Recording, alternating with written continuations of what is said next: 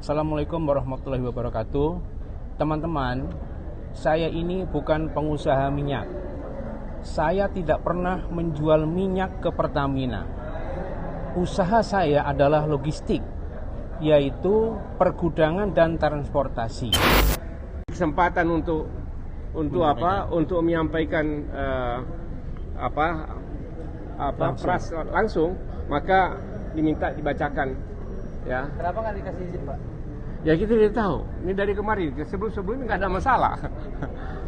Oke ya. Baik, ini surat dari Kerry untuk teman-teman media. Rutan Salemba 6 Januari 2026. Assalamualaikum warahmatullahi wabarakatuh. Teman-teman, saya ini bukan pengusaha minyak. Saya tidak pernah menjual minyak ke Pertamina. Usaha saya adalah logistik, yaitu pergudangan dan transportasi. Saya ini dakwaannya terkait usaha logistik saya, bukan atas jual beli minyak maupun minyak oplosan. Mohon teman-teman agar kritis dalam membaca informasi dan bisa menyadari bahwa saya ini bukan pengusaha minyak seperti yang ramai dibicarakan. Mohon juga saksikan persidangan saya. Sampai hari ini, semua saksi yang dihadirkan telah tegas menyatakan bahwa mereka tidak tahu dan tidak ada keterlibatan saya atas tuduhan yang ada di dalam dakwaan kepada saya. Bulan Februari nanti, genap saya setahun ditahan, tanpa satupun ada kesalahan yang saya perbuat. Semoga keadilan bisa ditegakkan seadil-adilnya. Salam Muhammad Kerry Adrianto Riza, ditandatangani. Ini suratnya.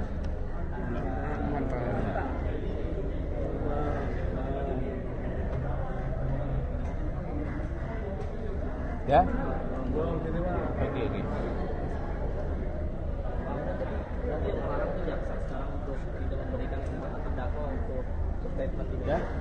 Ya, tidak dapat dibuktikan. Ya. Yang pertama terkait soal sewa tangki. Tidak ada satu saksi pun yang memberatkan pihak terdakwa. Yang kedua, dakwaan terkait dengan sewa kapal Olimpik Luna. Terakhir tadi malah sewa Olimpik Luna itu malah menghemat 4,3 juta dolar. Termasuk penyewaan 3 kapal yang dimiliki oleh PT JMN. Tidak ada satupun keterlibatan dari terdakwa dalam mengatur, mengintervensi, dan seterusnya. Maka tentu kami berharap ya, persidangan ini sampai akhir dapat berjalan dengan baik, dan selalu nanti kami berdoa majelis hakim bisa diberi kekuatan, bisa diberi satu kemudahan agar bisa memutus dengan fair. Kalau memang fakta-fakta persidangan tidak ada yang dapat digunakan untuk membuktikan dakwaan secara sah dan meyakinkan, tentu kami berharap para terdakwa, dalam hal ini Pak Kerry, Pak Dimas, Pak Gading, bisa bebas dari segala tuntutan. Itu yang saya sampaikan. Silakan Bang Hamdan. Ada perubahan mendasar dalam dakwaan jaksa ini, ya. Sebagaimana pengumuman awal ke masyarakat, ya, oplosan minyak, ya. Kemudian yang kedua, pada saat proses penyidikan, tempus delikti dari kasus ini adalah 2018-2023. Ya. Seluruh terdakwa dan saksi diperiksa terkait dengan tempus delikti 2018-2023. Nah sekarang pada saat dakwaan berubah sampai kepada 2013. Bagi saya ini aneh dan ini tidak lazim ini terjadi. Ya. Kemudian yang kedua, objek yang dipersoalkan adalah mengenai tata kelola minyak di Pertamina. Nah, Kerry CS ini bukan pedagang minyak. tidak terkait dengan perdagangan minyak. Mereka adalah penyedia logistik, yaitu penyedia kapal, dan punya hanya 3 kapal JMN. Kemudian yang satu adalah tangki TBBM di Merak. Jadi bukan pedagang minyak, tapi hanya penyedia logistik. Yang sangat luar biasa ini jadi persoalan. JMN milik Kerry, CS ini Dimas sebagai pengurus dan Dimas ini hanya memiliki 3 kapal. Sementara kapal yang disewa oleh PIS 270 kapal. Dan dalam persidangan kemarin kita sudah konfirmasi apakah perlakuan dalam pengadaan 3 kapal milik JMN ini ada yang spesial, ada yang dihususkan, ada yang diistimewakan, ada yang dimahalkan. Ternyata tidak ada. Dan semua proses pengadaan itu dilakukan dengan lelang terbuka. Dan semua ditawarkan kepada seluruh owner.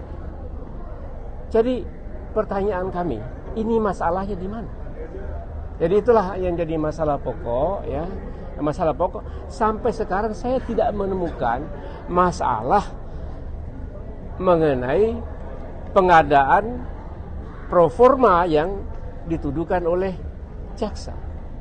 Ya, begitu juga mengenai tangki Merak. Saya kira itu yang biasa. Itu bagaimana? Ini sebenarnya hak terdakwa yang dilindungi, ya. Lagi pula ini kan ini kan sekarang ini di dalam pengawasan hakim. Jaksa hanya menghadirkan kewajiban jaksa hanya menghadirkan terdakwa saja dalam persidangan. Mengenai bagaimana mekanisme di sini sebenarnya urusan hakim, kewenangan hakim. Lagi pula masyarakat memiliki hak untuk mendapatkan informasi. Itu hak dilindungi oleh undang-undang, hak dilindungi oleh konstitusi. Ya. Untuk memberi kesempatan siapapun penasihat hukum atau terdakwa untuk memberikan pendapat dan pandangannya mengenai proses persidangan yang sedang berlangsung. Apakah ini OSP yang dilakukan oleh jaksa? Saya tidak tahu, mungkin ada apa yang baru. Kemarin tidak ada masalah. Ya. Tidak ada masalah kok. Ya. Oke, ya.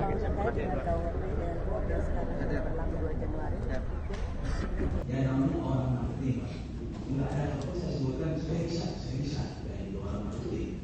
Nah kemudian dari surat itu tim saya dengan tim direktorat operasi melakukan dari KPI itu proses negosiasi antara PIS dan KPI itu sudah dilakukan sesuai dengan prosedur yang ada belum? PIS dan KPI. Iya, negosiasi. Ada sekolahnya.